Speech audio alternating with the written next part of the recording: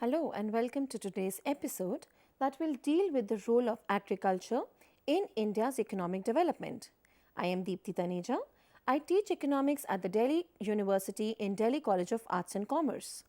We all are aware that India has historically been known to be an agricultural economy, so let us see what it means. The history of the world provides overwhelming global evidence that general economic growth of any nation must be preceded or at least accompanied by solid agricultural growth. Agriculture has played this central role since the English agricultural revolution, which paved the way for the Industrial Revolution. This process still applies today, and poor countries in Africa, Asia, and South America will be no exception. It is unlikely, therefore, that any nation will be able to jump this vital stage of development. As the economy of a nation develops, the role of agriculture will evolve. It will, however, continue to be important at every stage in a society for both rich as well as poor nations.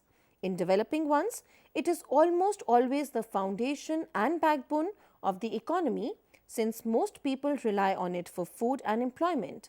In the richer industrialized nations, the quality of life depends on the forms of agriculture in practice in terms of health and nutrition, clean air and water, and the protection of nature.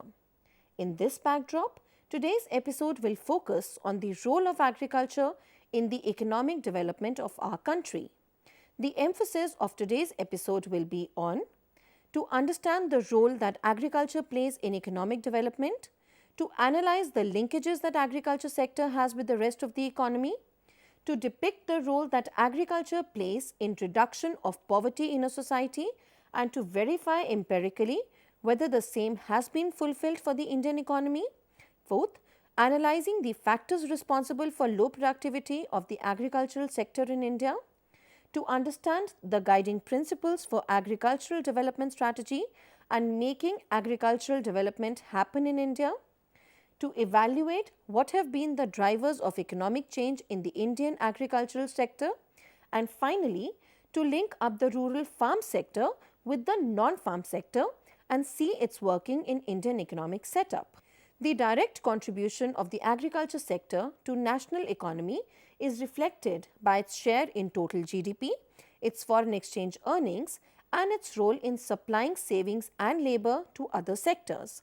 Agriculture and allied sectors like forestry and fishing accounted for about 16% of total Indian gross domestic product in 2009-10, employed about 52% of the country's workforce.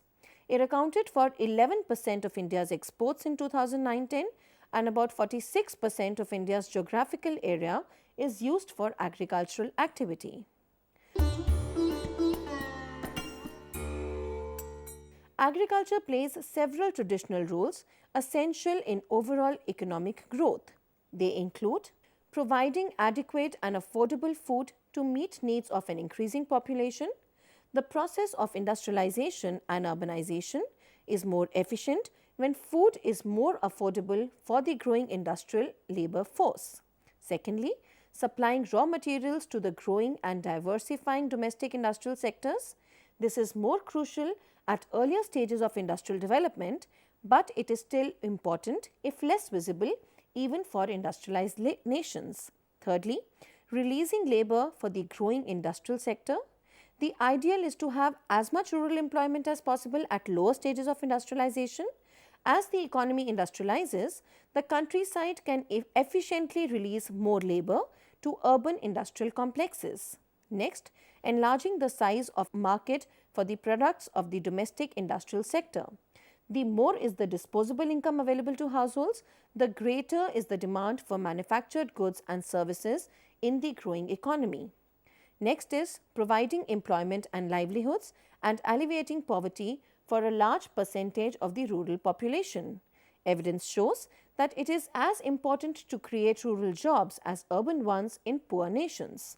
Rural jobs are vital to slow down premature urban migration propelled by rural poverty and lack of economic opportunity. Next is earning and saving foreign exchange. As demand for imported goods and services rises, agriculture is often critical for the balance of payments, both through its exports and through innovations that allow nations profitably and efficiently to grow substitutes for imports. Next is accumulating domestic savings for investment and capital formation. The more prosperous the agricultural sector, the more people can save money, paving the way for a thriving banking sector that can finance further industrial development without unnecessarily relying on foreign debt. Over long historical periods, agriculture's role seems to evolve through four basic stages. The early stage, when getting agriculture moving is the main policy objective. The second stage, when agriculture contributes to economic growth through a variety of linkages. The third stage, when rising agricultural incomes still fall behind those in a rapidly growing non-agricultural economy, including serious political tensions. And the last stage, when labor and financial markets fully integrate the agricultural economy into the rest of the economy. Efforts to skip the early stages and jump directly to a modern industrial economy have generally been a disaster. There are various linkages that help transform agricultural growth into overall economic growth. Let us look at some of them. The direct linkages between agriculture and economic growth provide the non-agricultural sector with labor and capital freed up in the agriculture sector. These linkages work primarily through factor markets, where a major source of economic growth is the transfer of low productivity labor from the rural to the urban sector. The indirect linkages allow market mediated input-output interactions between the two sectors so that agriculture can contribute to economic development. These linkages are based on the agricultural sector supplying raw materials to industry, food for industrial workers, markets for industrial output, and the exports to earn foreign exchange needed to import capital goods.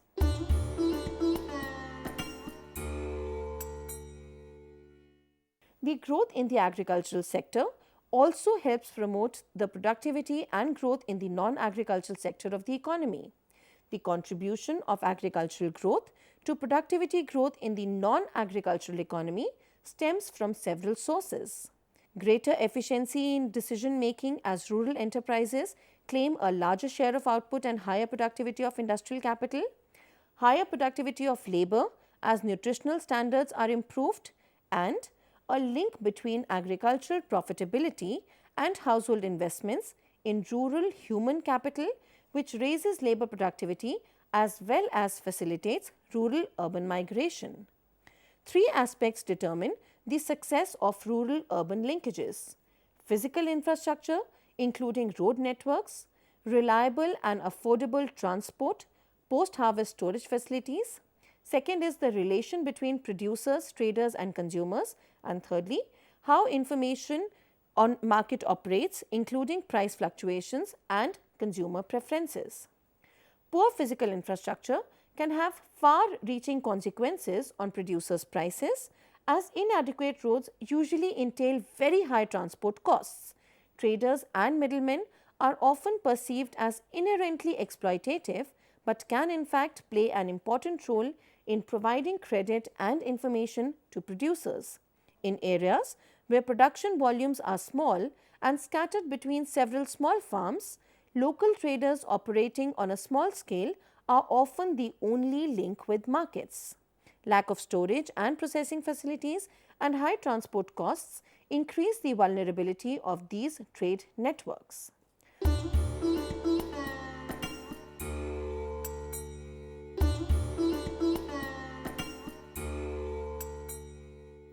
Agriculture has always been placed at the heart of efforts to reduce poverty, because agriculture's importance to poverty reduction goes far beyond its direct impact on farmers' incomes. There is a mass of evidence that increasing agricultural productivity has benefited millions through higher incomes, more plentiful and cheaper food, and by generating patterns of development that are employment intensive, benefiting both rural and urban areas. More importantly, it has provided the spur to economic development outside agriculture, where growth and job creation are faster and wages are higher. No country has been able to sustain a rapid transition out of poverty without raising productivity in its agricultural sector first. The process involves a successful structural transformation where agriculture, through higher productivity, provides food, labor, and even savings to the process of urbanization and industrialization. Dynamic agriculture raises labor productivity in the rural economy, pulls up wages, and gradually eliminates the worst dimensions of absolute poverty, thus making the transition to a more diversified and faster growing economy is the key to sustained poverty reduction for the world's poorest countries.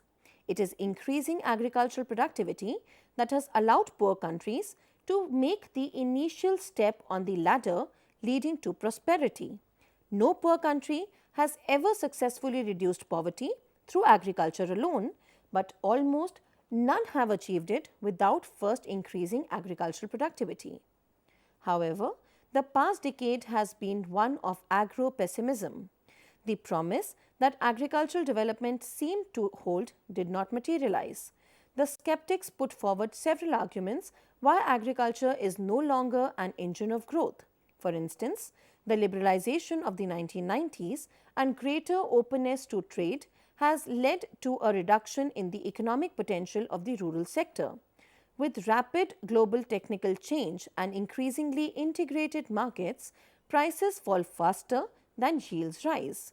So, rural incomes fall despite increased productivity.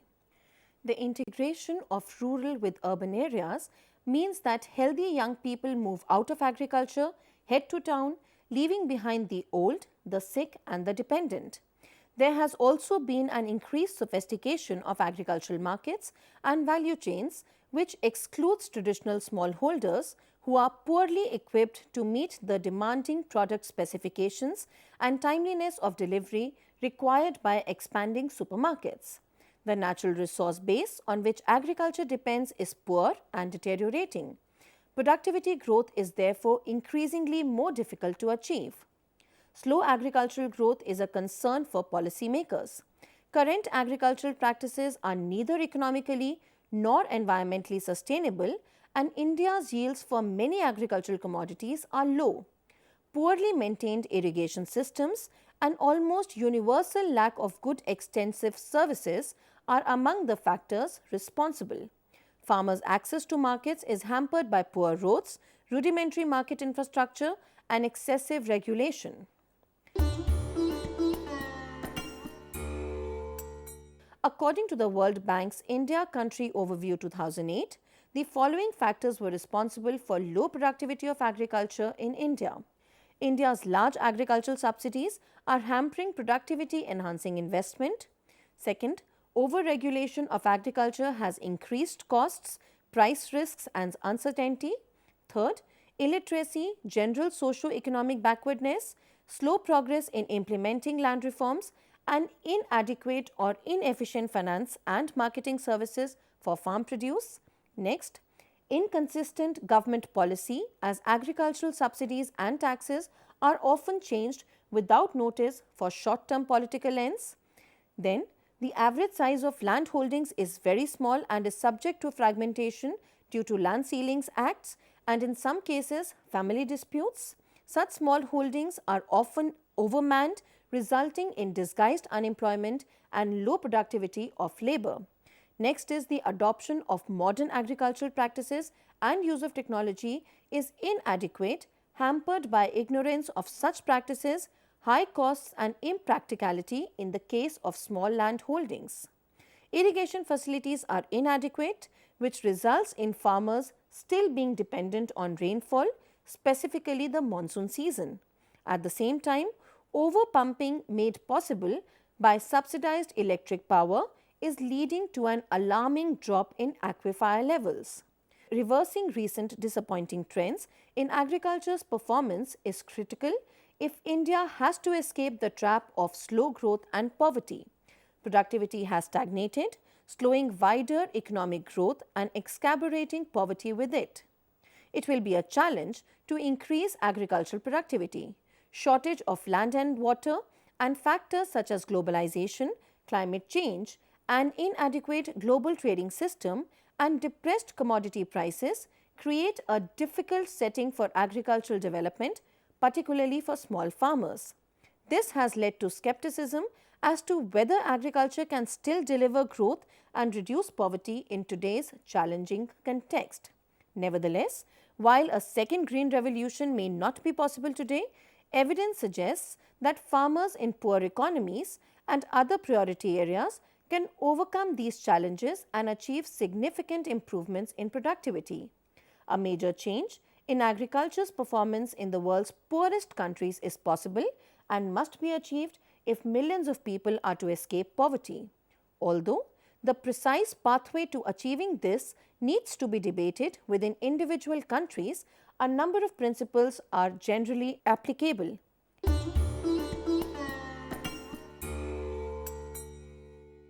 To maximize their impact on poverty and overall economic growth, agricultural development strategies should aim to realize the links between increasing agricultural productivity and growth in the wider economy.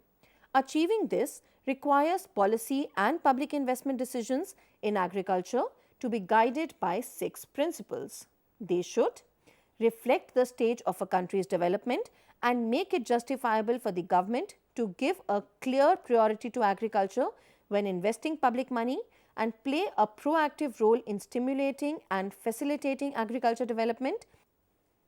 Second, give priority to agricultural development in places where significant productivity gains are possible and the potential links to the wider economy are strongest.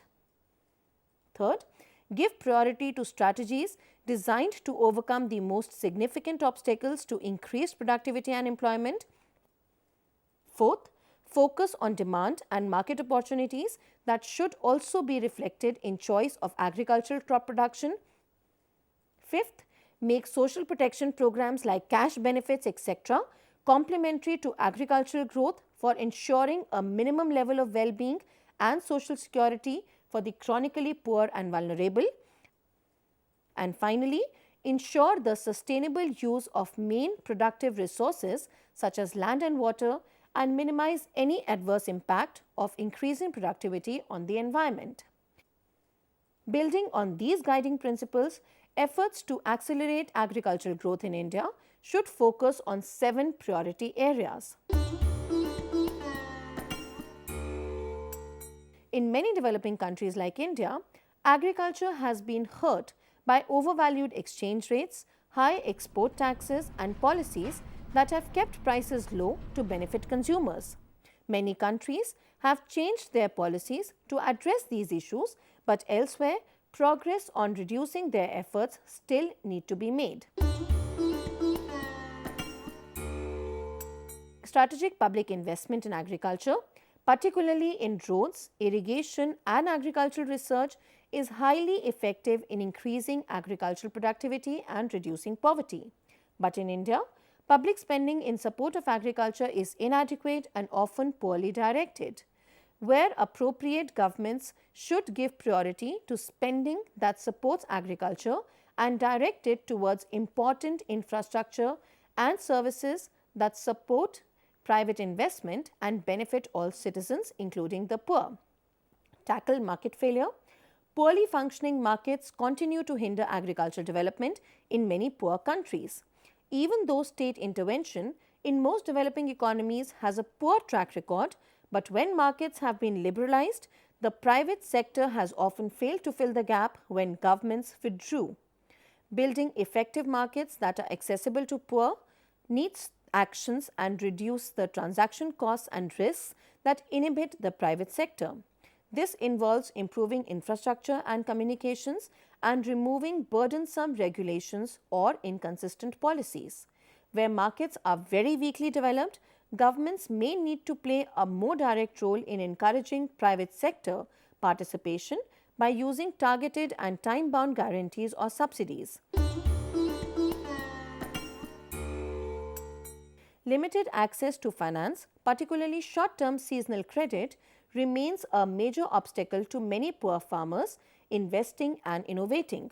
Financial service providers are often reluctant to meet small farmers' credit needs, and new approaches are needed to meet this demand. Agricultural research must be effectively funded, and research priorities must respond to demand and reflect agriculture's role in poverty reduction. Efforts are also needed to improve the availability to poor people of knowledge and technology through both public and private sector institutions, and to provide public access to the results of privately financed agricultural research. Ownership and access to land in many poor countries remain inequitable, reducing agriculture's contribution to poverty reduction. Efforts are needed to help poor people to buy land and to encourage large landowners to sell it. This may be done by simplifying legal and administrative procedures and strengthening the financial position of the poor. In addition to measures aimed at increasing poor farmers' land ownership, attention should also be given to new approaches to land administration that can help provide secure access to land through, for example, leasing arrangements. Special attention should be given to improving access to land for the most marginalized people, particularly women and indigenous communities. Subsidies, tariffs, and non-tariff barriers continue to distort patterns of international trade and to depress prices. Continued efforts are needed to ensure their reduction in line with the World Trade Organization commitments, and India needs to adopt an even more strong stand on telling the developed countries to reduce their domestic support to agriculture and thereby protect the natural comparative advantage that developing countries like India have in the agriculture sector. The agricultural sector changed over the past decades, especially in the 90s in India. Some of the general underlying causes for these changes are as discussed under. In the pre-globalized and liberalized era, the state played an important role in shaping agricultural production and marketing in most developing countries. Governments were often heavily involved in agricultural marketing and food processing through the creation of marketing boards, government-controlled cooperatives, and various processing units. In the 1980s and the 90s, most of these systems of state intervention and control came under pressure to liberalize, often under guidance of the World Bank. The withdrawal of the state often led to a vacuum. The private sector that was expected to fill up that vacuum and improve service delivery, like of inputs, output marketing, credit, etc., did not arise or only did so slowly. As production, processing, marketing, the provision of inputs and credit, and retailing were all directed and controlled by the government, vertical coordination in agro chains already existed in many developing countries. The dismantling of state-controlled vertical chains led to the decline of input and credit supply to farms. The share of population living in urban areas has been increasing steadily over the past decades. For the agricultural sector, there are various positive effects of urbanization. It is a fact that urbanization increases the scope for economies of scale in food marketing and distribution, while reductions in transaction cost increases the size of the markets for distributors and retailers. The result has been a remarkable increase in the volume of food marketing handled by supermarkets, but also substantial organizational and institutional changes throughout the food marketing chain. The effects are not only in agricultural processing and marketing, but in production as well. The types of crops demanded by urban population differ, increasing the market for vegetables and horticultural crops. Urbanization means not only an increased market for agricultural food products, but also for labor. Off-farm labor activities have increased considerably over the past decade in all developing countries, even in remote areas. In general, the boundaries between rural and urban areas are disappearing in many areas as rural and urban areas are becoming increasingly integrated not only geographically but also economically. In many countries, the combination of population growth, a lack of technical development, and ineffective allocation mechanisms have led to a rapidly decreasing availability of natural resources for many poor farmers. Soil fertility is still declining in many areas due to lack of nutrients, of which the availability is impeded by imperfect markets or lack of purchasing power. Water is becoming increasingly scarce around the world as water resources such as rivers are being increasingly used for different purposes such as agriculture, hydropower or drinking water. According to the Millennium Ecosystem Assessment, the degradation of ecosystem services poses a significant barrier to the achievement of the Millennium Development Goals and the MDG targets for 2015. The main fields of concern according to the Millennium Ecosystem Assessment Report are changes in biodiversity, land degradation and availability of water and irrigation. Most studies of climate change impacts have focused on changes in mean climate conditions, although global climate changes is likely to bring changes in climate variability and extreme events as well. Farmers have adapted to patterns of climate variability through land use systems that minimize risk with agricultural calendars that are closely turned to typical conditions and choices of crops and animal husbandry that best reflect prevailing conditions. Rapid changes in this variability may severely disrupt production systems and livelihoods. Rural development programs have traditionally tended to increase agricultural production but have often neglected rural non-farm activities such as the processing of raw agricultural materials and the manufacturing of agricultural equipment, tools and inputs, and this has resulted in the marginalization of some groups in rural areas. Moving away from the traditional paradigm that rural and agriculture are the same has proven difficult, both conceptually and operationally. Many rural development policies often continue to ignore or fail to put sufficient emphasis on the role of the rural non-farm sector and its synergies with agriculture. Even in poverty reduction strategy papers, policymakers have frequently paid little attention to the rural non-farm sector. Several factors have been identified for this apparent neglect. First, empirical evidence on the processes and distributional implications of participation in certain types of non-farm activities remain ambiguous.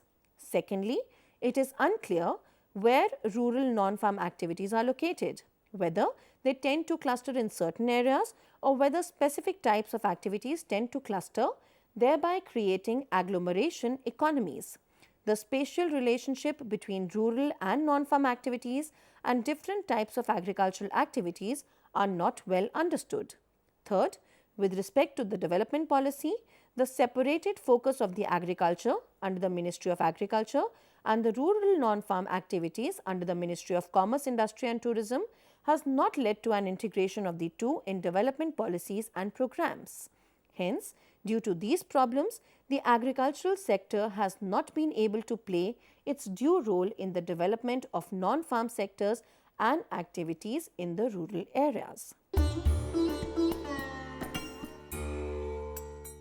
Today, we learned how the agricultural sector can help in the development through growth of other sectors. We saw how agriculture can help, especially in poverty reduction in the economy through various linkages. We also saw how the productivity of the agriculture sector can be enhanced to fully take advantage of this sector in the overall development of the economy. Hope everyone understood the concepts that we talked about today. That is all that we have. Goodbye and have a great day.